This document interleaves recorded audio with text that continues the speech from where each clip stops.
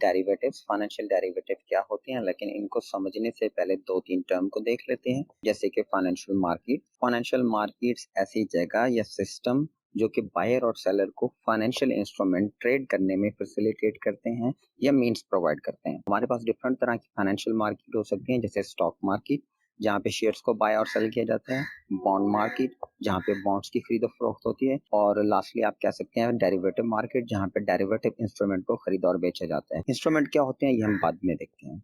फिर है हमारे पास फाइनेंशियल इंस्टीट्यूशन।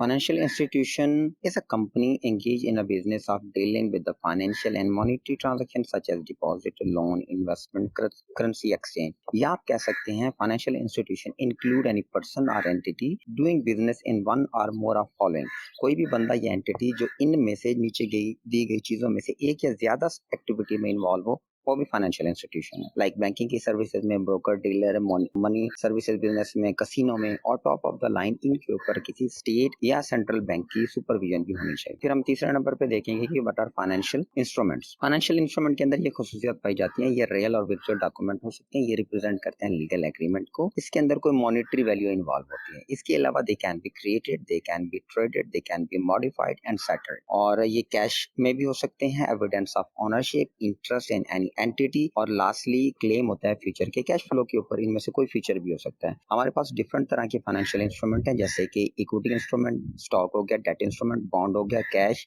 हाइब्रिड इंस्ट्रूमेंट जैसे कन्वर्टेबल बॉन्ड है, और लास्टली डेरिवेटिव इंस्ट्रूमेंट जो कि एरिया ऑफ इंटरेस्ट है।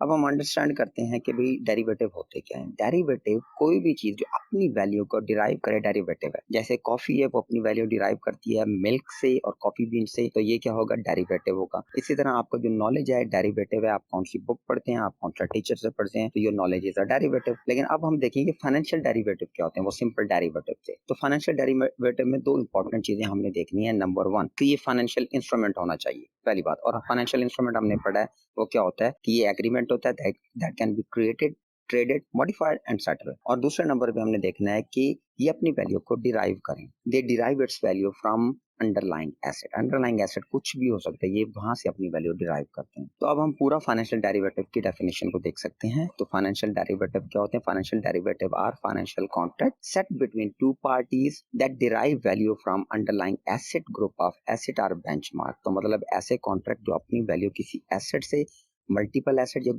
बेंचमार्क से डिराइव करें। इनकी वैल्यू चेंज होती है। अगर अंडरलाइंग एसेट की वैल्यू चेंज होगी तो डेरिवेटिव कॉन्ट्रैक्ट की वैल्यू भी चेंज होगी। और derivative contract are leverage instrument.